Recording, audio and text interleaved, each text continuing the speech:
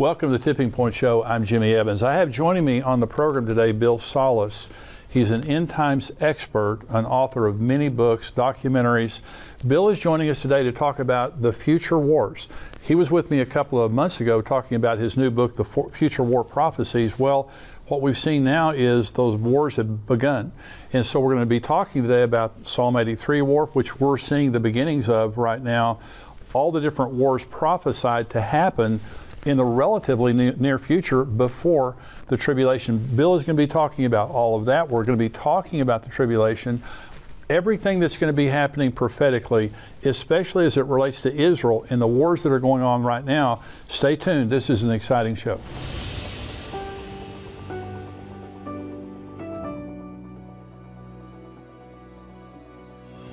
Welcome to the Tipping Point Show. I'm Jimmy Evans. I'm excited today to have joining me best-selling author and end times expert Bill Salus. Bill is the founder of Prophecy Depot Ministries. He's written many books about the end times, produced 14 DVDs, and he's an author and speaker I've learned a lot from over the years. And I'm very glad to have him joining me today because we're talking about the war in Israel and the prophetic implications of it. We're specifically talking today about Bill's new book, The Future War Prophecies. Bill, thank you so much for joining me today, and we're going to be talking about your book, The Future War Prophecies. And you were on the show a couple of months ago, and we were talking about this, but today, this is happening right before our eyes, isn't it?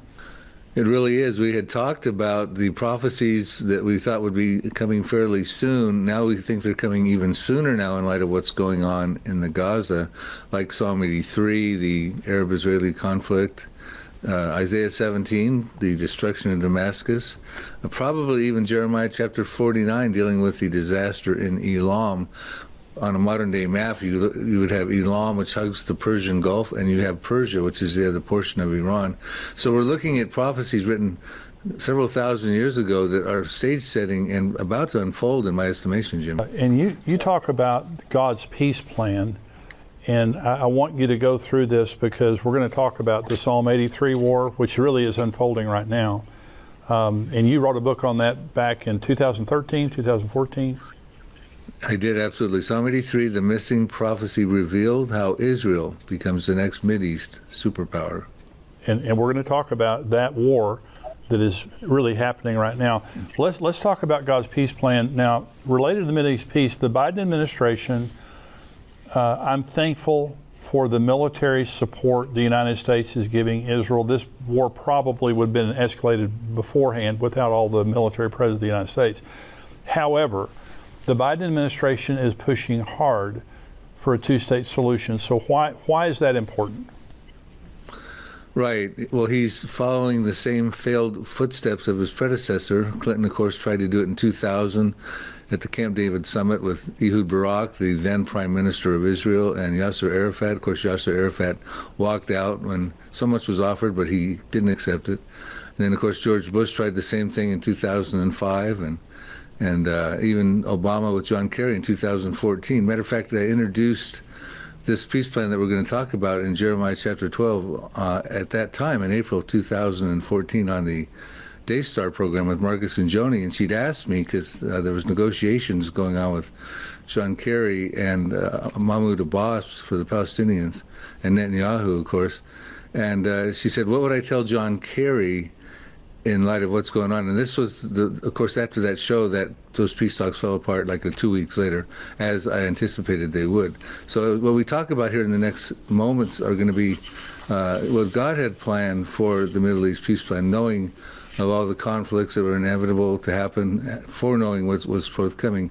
And I think it's important that everyone should understand, because right now Joe Biden is, of course, trying to promote the two-state solution. He always did, but after what happened with the massacre with Hamas and what was going on there, the brutality, of course, he sort of put that on the shelf because, of course, you wouldn't want to talk about that right now. You wouldn't want to necessarily give land to the enemies of Israel right now. But, of course, he would, at this point, he's moving back into that direction. You're seeing the headlines starting to talk more and more about the two-state solution. That is the only solution they believe will work. But that's not the point. God has a solution that will work and is already in process. Is that found in Jeremiah? Yeah, Jeremiah chapter 12. It's a two-part peace plan. The first part, this is written about 590 BC. Now God, knowing the end from the beginning, foreknew that when the Jews would come back into the land, he promised he would restore the Jews back to the land of Israel.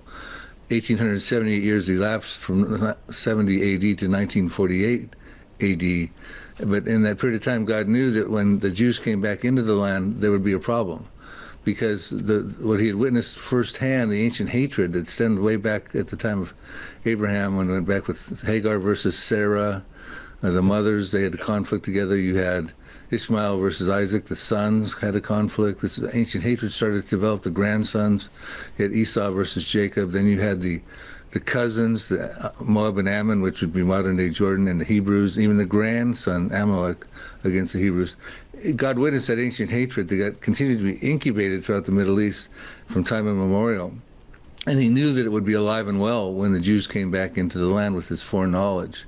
So he had to put together but not only alive and well, but now deeply embedded into a Jew-hating, violent religion of Islam. And of course, we've seen that happen ever since Israel came back in the land in 1948.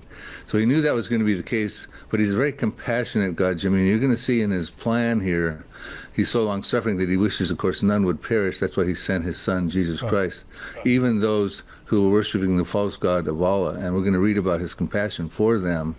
But all would have put their faith in him and have eternal life in Jesus Christ. That's our God that we serve, Jimmy. Yeah. So he knew he'd have to do a resettlement plan. This is the ultimate land for peace plan. And he told Jeremiah how this would work. Of course, everyone's out of compliance with it. The politicians don't know about it. But we're going to tell them, like I did on Marcus and Joni in 2014 on your show, what God's plan is. And it's already in the 20th century plan, part 1, that we're going to read about, has already been implemented and is effectually intact. Wow. And what it says here, thus says the Lord against my evil neighbors. Now notice that, neighbors in the neighborhood, he's calling them evil, not calling them good, who touch the inheritance which I have caused my people Israel to inherit. Of course, that's the promised land. Behold, I will pluck them out of their land and pluck out the house of Judah from among them. And we'll stop there. Evil neighbors, they got to be resettled. These are Arabs who were living in what was formerly called Palestine. He's going to pluck them out. Forceful language. They're not going to go voluntarily. He's going to pluck them out. He's going to move them back into the lands of their heritage. And he's also going to take the Jews who are going to come into the land of Israel and take them out of those Arab lands and Persian lands of Iran. And he's going to move the Jews into, and it says he's going to pluck them out also, meaning forceful language for them as well, not necessarily wanting to go voluntarily, a lot of them. So we find out that in the 20th century, God had already made sovereign moves in that direction. And what we find out after the Ottoman Empire lost in World War I, and it collapsed after 400 years of reign over the Middle East from 1517 to 1917, that all of a sudden now the Arab states start to get their statehood again. God is going to bring the Arabs back into their states. He's going to have compassion on them, take them back to their heritage. We find out in 1922, you had Egypt was regained its statehood. We find out in 1932, Saudi Arabia and Iraq got their statehood. So we see God's in works here, doing this sovereign act. 1935, Persia became Iran, formerly called Persia. 1943, Lebanon got its statehood. 1946, Jordan and Syria. And then, of course, now it's Israel's turn in 1948. Now, actually, Israel should have been the first state to get a statehood back in 1917, but the British Empire didn't have that happen with the Balfour Declaration. And, of course, at that time, the sun always used to set on the British Empire. They controlled about a fifth of the world's landmass and about sovereignty over about a quarter of the Earth's population. But in 70 years from that time up until their decline, the sun always sets on the British Empire at this point in time, because they did not do what they were supposed to do in 1917, and they subjected the Jewish people to the Holocaust, and 6 million of them, of course, were exterminated by Hitler. So World War I prepared the land for the people, and World War II prepared the people for the land. Wow. So God put all this together. He put all the statehoods together like he said he would. And he's going to pluck these Arabs out, and he did. And he brought them back into their statehood, and he's bringing the Jews back into their place. And it goes on to say in verse 15, then it shall be after I have plucked them out, then I will return and have compassion on them and bring them back, everyone to his heritage and everyone to his land. Everyone, not just the Jew, but the Jew and the Gentile, the Arabs, to their heritage, and he will have compassion on them. This is the compassionate plan that God had, a land for peace still extraordinaire, a resettlement plan that God had put in the lips of Jeremiah's prophecy back 590 BC. But he goes on to say, and this all happened in the 20th century, like I said.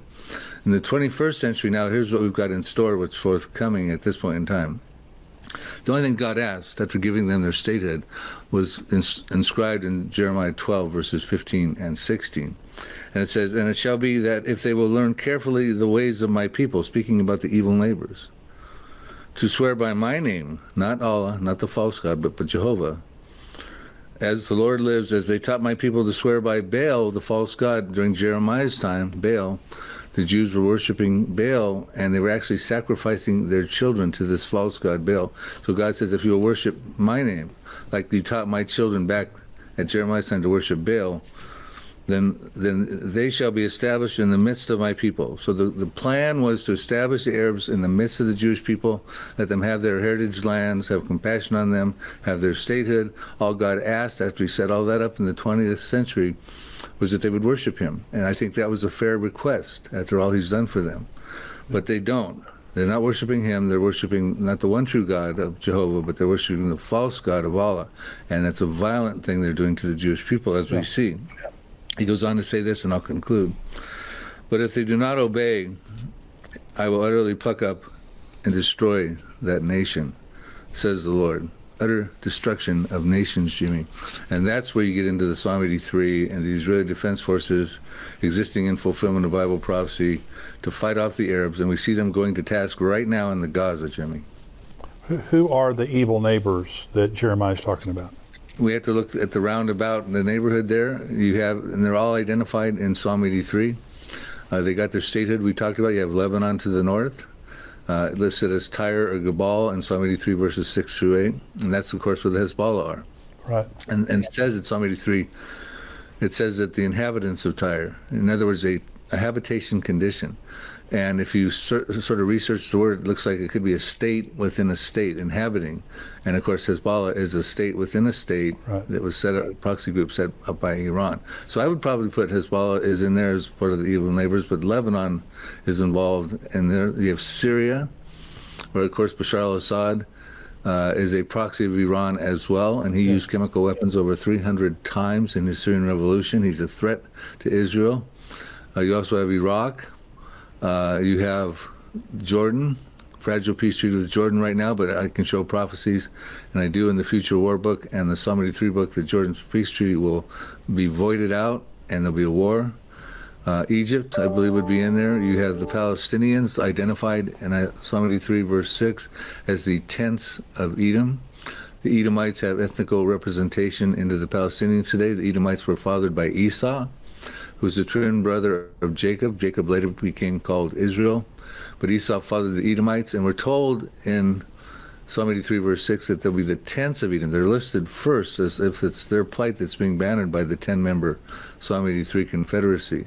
Tents of, biblically in this scenario, means refugee encampments. So we have the Palestinian refugees being identified for us 3,000 years ago when Asaph wrote this prophecy. And it's, of course, their plight for the two-state solution that's being bannered, and even Joe Biden is falling into that trap. And so then you also have Saudi Arabia and the Gaza, the Phoenicia area, where the Hamas are, the Sinai area. These would be, in my estimation, the nations that share common borders with Israel, that have harbored this ancient hatred from time immemorial against Israel. And those are the nations and terrorist populations within them that the Lord is saying will utterly be plucked up and destroyed if they don't worship God like they taught the Jews to worship Baal back in Jeremiah's time. And they're not going to, Jimmy, as you can tell, they're not going to do that. They're not going to pull themselves apart from Allah. And in my estimation, as we see these wars start to come forward, prophetically put together and foretold, Allah is going to lose his Akbar. That means Allah is the greater God. Well, Allah is not the greater God, and Jehovah is the true God. So how are they going to be plucked up, Bill? I mean, if God says that these evil neighbors are going to be plucked up, does that go back to Psalm 83? I would turn our attention to Psalm 83, but within Psalm 83, It talks about the goal of the Confederates in the first 5 verses. It says they want to come together. They form a crafty plan to wipe Israel off the map, to cut the nation off, that the name of Israel can be remembered no more. It says they form a confederacy against the Jewish people, against God's people. God's people.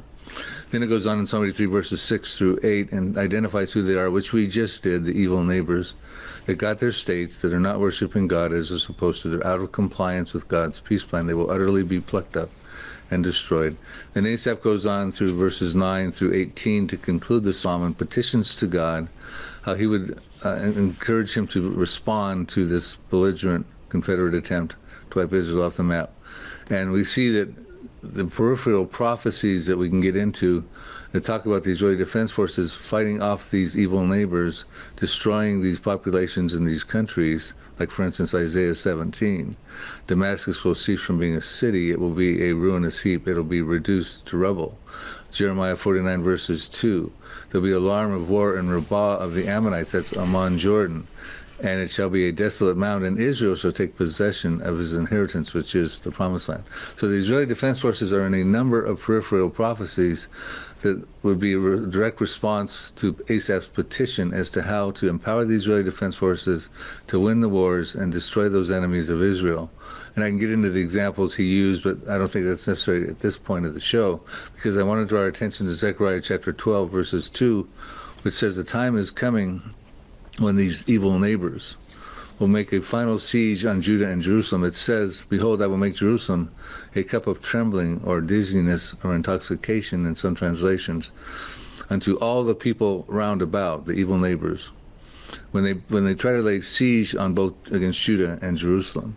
So we're going to find out there'll be a final siege attempt on Judah and Jerusalem. Of course, they think Jerusalem is the third holiest city in Islam, even though it's not mentioned one time in the Quran. But they think it's the third holiest city in Islam. Of course, that's where the Temple Mount is, and Jordan has control over that. So they're going to take a final siege on that, and what's going to happen is the Lord's going to intervene. And we're told in Zechariah 12, verses 3 and 4 and 5 and 6, that the Lord is going to intervene supernaturally. He's going to level the playing field. I get into the things that are going to happen. If time permits, we can go over them in this show. But he's going to divinely intervene and work in concert with the Israeli Defense Forces. And when he levels the playing field, we're told in Zechariah 12, verse 5, that the Israeli Defense Forces are going to be gaining so much confidence because they've seen that the Lord has divinely intervened on their behalf. And ultimately what it says, and I'll read Zechariah 12, verse 6. It says, in that day that they try to lay a final siege on Judah and Jerusalem, the countries round about, the evil neighbors, I'll make the governors or the captains, read that as the Israeli Defense Forces of Judah, like a fire pan in the woodpile, and like a fiery torch in the sheaves, and they shall devour all the surrounding peoples, all the evil neighbors, on the right hand and on the left hand. And of course, all those countries we listed are on the right hand, and on the left hand of Israel, the nations round about, the evil neighbors. But Jerusalem shall be inhabited again and in its own place, Jerusalem. So they're going to try to take Jerusalem away from Jewish sovereignty. They're going to try to have a Palestinian state. That's the goal of Psalm 83. They don't want a two-state solution. They want a state called Palestine. They don't want an Israel. Two-state solution will not work. It'll play into the hands of the enemies of Israel. That's right. And ultimately, Jerusalem will be inhabited by the Jewish people. And that's when Israel can dwell securely, which is a prerequisite for Ezekiel 38. Hey, before we go to the next question with Bill, and I hope you're enjoying this because this is intriguing concerning what's happening in Israel, I just want you to know we have endtimes.com. That is our full website where we have all of our podcasts, all of our articles, everything that we do to keep you up to date on what's happening in the world, Bible prophecy, what's happening in Israel. If you haven't subscribed yet, go to endtimes.com, $7 a month. You can be a subscriber and you get everything that we do. And this is a time right now in world history where we need to stay encouraged, we need to stay informed, and this is what we're there for. If you haven't subscribed yet, go to endtimes.com, $7 a month, become a subscriber.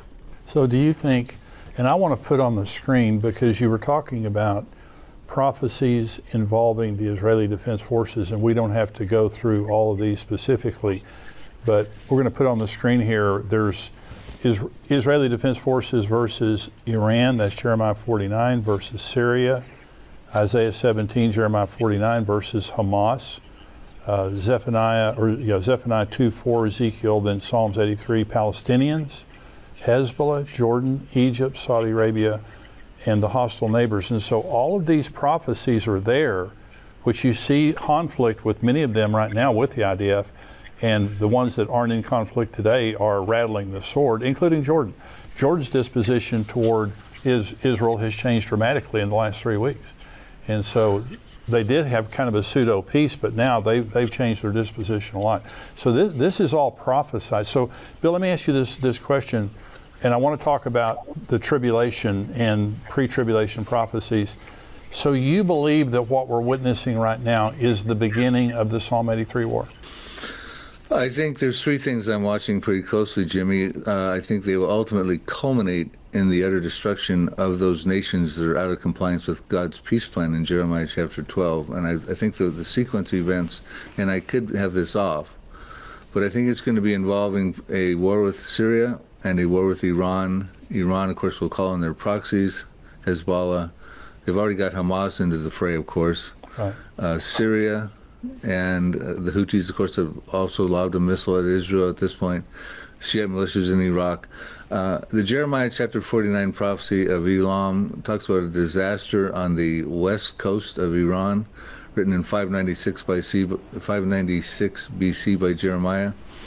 It says that there's going to be a time coming, and I believe that time is now, where the Lord is fiercely angry with the leaders of Iran, because he says he's going to destroy from there the kings and the princes. And the reason that he's angry with them, and he's going to bring about a disaster, the prophecy talks about, in that area on the west coast of Iran, is because they want to launch something lethal somewhere, and I believe that would be at Israel. And it says he's going to break the bow of Elam at the foremost of their might, so they won't be able to do that. Now, one of the things as we're watching this conflict with Hamas going on, we're not hearing anything about Iran's nuclear program. We're not hearing about IAEA inspectors going in and saying, hey, listen, we've got Iran in check. They're not building their nuclear weapons. Well, 2 weeks prior to the conflict, on October 7th with the Gaza and Hamas, we were told that Iran was 2 weeks away from having enough sufficient fissile materials to make a nuclear weapon. Yes. So in my estimation, Iran is moving fast forward in turbo mode to get not one, but maybe multiple nuclear weapons. Maybe one of the reasons they're not calling on their proxies to go full throttle in this Hamas-Israel war just yet. I mean, I'm speculating, but I think they are moving in a rapid direction to get a nuclear weapon. But the prophecy says he will break the bow at the foremost of their might, so they can't launch their nuclear weapons, apparently at Israel, is what I'm thinking the concern is. And when we look at what's going on in Iran, that west coast, that Elam territory, which hugs the Persian Gulf, it is where Iran's got all of its underground missile silos, portable rocket launchers, its underground air base, its intercontinental ballistic missiles, which can hit Israel in 400 seconds, which is 6.66 minutes. They can put nuclear warheads on those. It's where all their missile defense systems are. Of course, that's the closest place to Israel. And of course, it's the closest place to defend Iran proper from Israel and any other enemies. So that prophecy I'm watching for, it could happen before Isaiah 17, but Isaiah 17 could also happen, which talks about, Isaiah 17:1 says, the burden against Damascus, it shall cease from being a city, it will be a ruinous heap. And we're told that is caused by the children of Israel. We're told in Isaiah 17 verse 9, that in that day when Damascus ceases from being a city, it will be as a forsaken bough and an uppermost branch which they left because of the children of Israel, and there will be desolation because of the children of Israel. The Israeli Defense Forces in Isaiah 17:14 says, then behold, at eventide trouble, and before the morning he, speaking of Damascus in the masculine pronoun, in the morning he is no more. This is the portion of those who plunder us and the lot of those who rob us. Remember, they're going to try to lay siege on Judah and Jerusalem ultimately. They're going to try to rob and plunder. But Damascus will be destroyed. Matter of fact, Jeremiah chapter 49 verses 25 asks a rhetorical question, also dealing with the destruction of Damascus, I think from a different camera angle. It says, why is the city of my praise not destroyed, but your city, Damascus, is desolated? I'm paraphrasing. Why is Jerusalem not destroyed, but Damascus is going to be destroyed overnight? So one night we're going to see Damascus, but in the morning we're not going to see it anymore. And Israel has the type of weaponry, probably a tactical nuclear weapon, to take out a city overnight.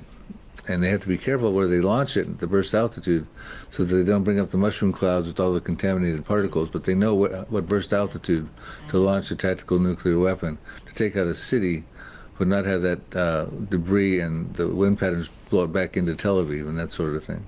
You're saying that all of this, the Psalm 83 war, Jeremiah 49, Isaiah 17, is pre-tribulation? Is that what you're saying? I am, because when you look at understand the two compartments of the tribulation, 7-year tribulation, the first 3.5 years, the Israeli defense forces are very inoperable.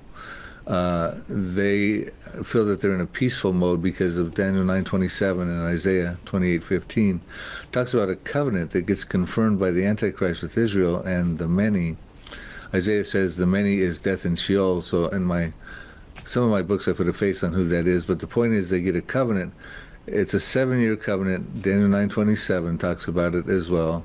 But in the mid part of that 7-year period, at the 3.5-year point, it gets violated as the Antichrist goes into the Jewish temple, which will be standing at that time, and desecrates it. And Jesus says in Matthew 24:15, when you see that abomination of desolation spoken by Daniel in the holy place, he tells the Jewish people to flee, and he tells them to flee to the mountains, which we find out, and I pinpoint the location in my Future War Prophecies book.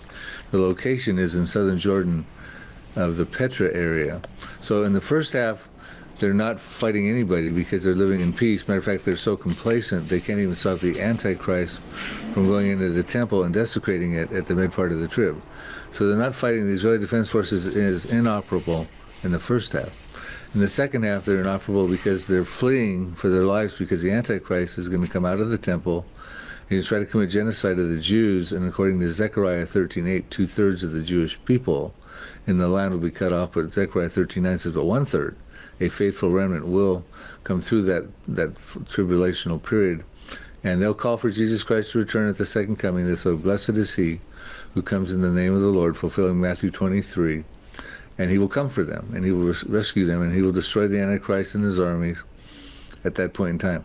So they're not fighting in the first half, they're not fighting in the second half. They're not fighting in the millennium because we're told in Micah 4 that the Lord Jesus Christ will turn the spears into plowshares, and the swords into plowshares, the spears into pruning hooks, and they shall not learn war anymore. So they're not fighting in the tribulation, they're not fighting in the millennium, so they have to fight before the tribulation, Jimmy, and that's what we're seeing happening already right now. Matter of fact, Ezekiel 37:10 says that the Jews will come out of the Holocaust and become an exceedingly great army. Yeah. And that's what we're going to start to witness here. We have the wars that need to happen before the tribulation begins. And by the way, I want to mention again, your Future War Prophecy book, you talk about all of this. You were on the show a couple of months ago and we were talking about all this. But October 7th, this is now. I mean, you see unprecedented anti-Semitism in the world right now. And anti-Semitism is a requirement for the end to happen. You know, and especially, and I want to talk about the Antichrist in just a minute in the covenant of peace. I want to talk about that again. Psalm 83 is this war of the immediate neighbors of Israel, these evil neighbors. And we see that unfolding right now. We don't know exactly when it's all going to happen, but part of it's happening right now. Jeremiah 49 is a strike on Elam. This is the area, Bill, I just don't know how much longer Israel can wait before they have to, it has to be preemptive. They can't wait to be struck by a nuclear weapon. They're just too small. They're too vulnerable. And so, I mean, personally, and I've been saying this now for several years because there's been talk about how soon, you know, Iran would get a nuclear weapon, but it just seems as though they're very close by all estimations. But then you have the Jeremiah 49, then you have the Isaiah 17 where Damascus is a trafficking spot right now for Iran. Israel's bombing Damascus just about every day because of the Iranian activity there. It's Grand Central Station for all the bad actors that are coming into that area of the world. And so those wars, and then Ezekiel 38 and 39, which is a massive war that God himself wins. And so all of that happens. So, and I know that we don't set dates But it seems to me like, Bill, one of the ways that I said this, since October 7th, I just don't think you're going to put this genie back in the bottle. Now, there will be an Antichrist that comes, and this covenant of peace is going to supposedly, for a period of time, solve the problem. And he's going to be the answer man. He's going to be the new Messiah. But between now and then, do you see an escalation in all of this? Well, it's going to escalate. Is it going to escalate in the near future? I kind of agree with you. This Gaza thing is probably going to catalyze into something much deeper and prophetic implications. Israel is attacking Syria. They have been for quite some time. They are now also having skirmishes with Hezbollah to the north, and they also took out an inbound missile from the Houthis, another proxy of Iran, way down in Yemen. So they're involved in this, but it's at this point it's kind of crosstown rivalries rather than a full-on biblical war. But they're ultimately going to be in the biblical wars fulfilling these prophecies. The question is how soon. And in light of what's going on with Hamas right now, I would have to suggest that's going to be very soon.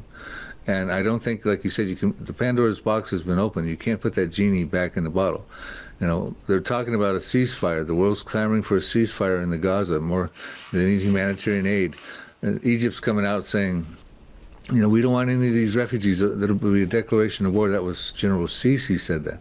Right. Just recently, Jordan came out and said, we do not want any Palestinian refugees to come into our territory as well. That would also be a declaration of war. An ambassador just said that as we filmed this show. In fact, I think we have a prophecy. I want to read it to your viewers real quickly. That's interesting that they want to trap these Palestinians at the border. Okay, they want to keep them. They're like pawns. They fulfill an important role for these Arab states. They don't want these Palestinian refugees back in their countries, which, by the way, in God's Middle East peace plan, those Palestinians were supposed to go back to their homelands. But the Arab states who got their statehood decided it was better to keep them deployed as refugees inside of Israel and around the general region out there in the West Bank, the Gaza, etc. But here's what it says in Obadiah 1:7. I think it's very relevant right now to what you hear Egypt and Jordan saying, who, by the way, have those fragile peace treaties with Israel. And I point out in the Future War book, those are going to be gone shortly. It says here, Obadiah 1:7, all the men in your confederacy, I believe that would be the Psalm 83 confederacy, all the men shall force you to the border of Israel, in my estimation. The men at peace with you, the Psalm 83 confederacy, evil neighbors, shall deceive you and prevail against you. Those who eat bread with you shall lay a trap for you. No one is aware of it. So in other words, I believe it's a trap. Now, I don't believe the Arab states realize it's a trap, but God's saying it's a trap because they got nowhere to go. Right. And then the Arabs aren't going to let them back into their land. So I think we have another prophecy to be watching right there, Obadiah 1:7. The men in your confederacy will keep you at the border. And I think we're seeing that going on as well. So Ezekiel 38, and this is there's a lot of discussion about Ezekiel 38. So the preconditions, talk about Ezekiel 38. Now, the war has to be over. The first 3.5 years of the tribulation are peace. And so when the Ezekiel 38 and 39 war happens, what are the preconditions for that? Right, and let me clarify something just before we skip to this topic, because I think the stage gets set for Ezekiel 38 after Israel wins wars, and I'll tell you why in a moment. But when we talk about the peace covenant, a lot of people think it's a peace between the Arabs and the Jews, a politically brokered peace deal that's going to resolve the Arab-Israeli conflict. I don't subscribe to that. I don't find anywhere in the Bible that it says that, not in Daniel 9:27, not Isaiah 28 verses 15 and 18, the two main proof text passages. But I do believe it is that conflict is going to end militarily, and that's what the Israeli Defense Forces are going to be involved in, utterly plucking up those nations. But what I do believe, and I put 3 clues forward in my Last Prophecies book, which is Last Prophecies, the first 3.5 years of the tribulation. What I do put forward is that the Jews are going to get involved in this false covenant, not realizing it's a false covenant, because they want to build their temple.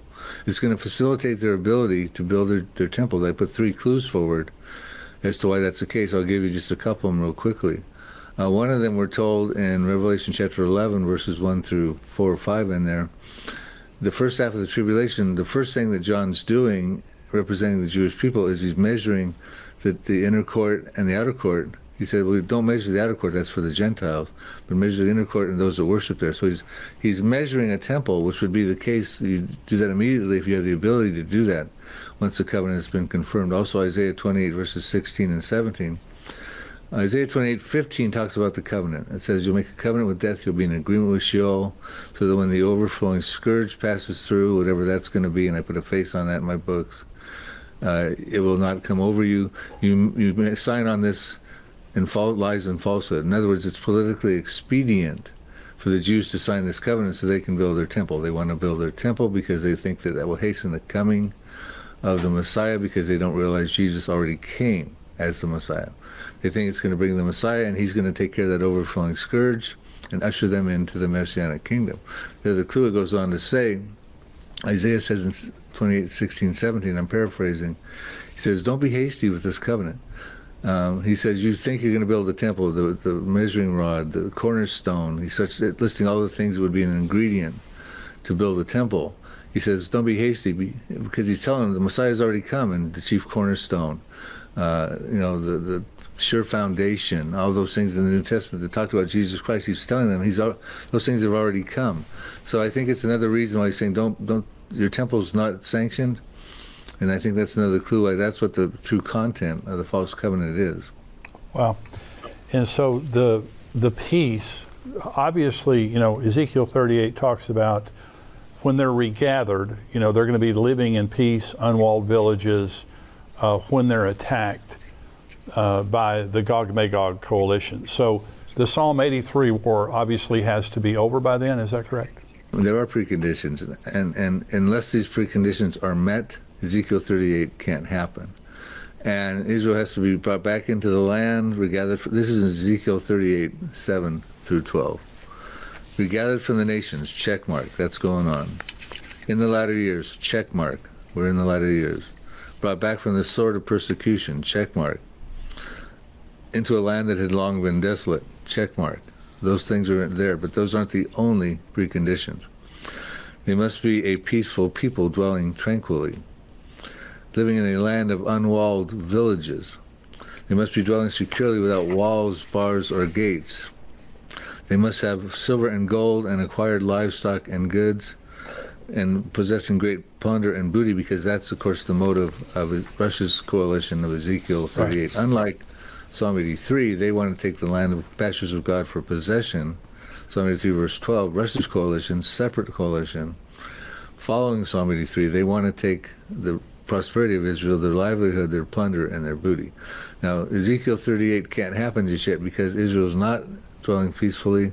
We see that on the news every day right now with what's going on in Hamas and the skirmishes with Hezbollah to the north.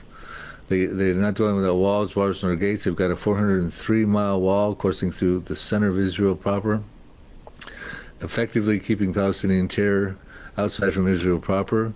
They've got walls to the north around Lebanon, a couple walls there. That's why Hezbollah is trying to build tunnels under them. They've got walls by the Gaza. That's why the Hamas will build tunnel networks under there.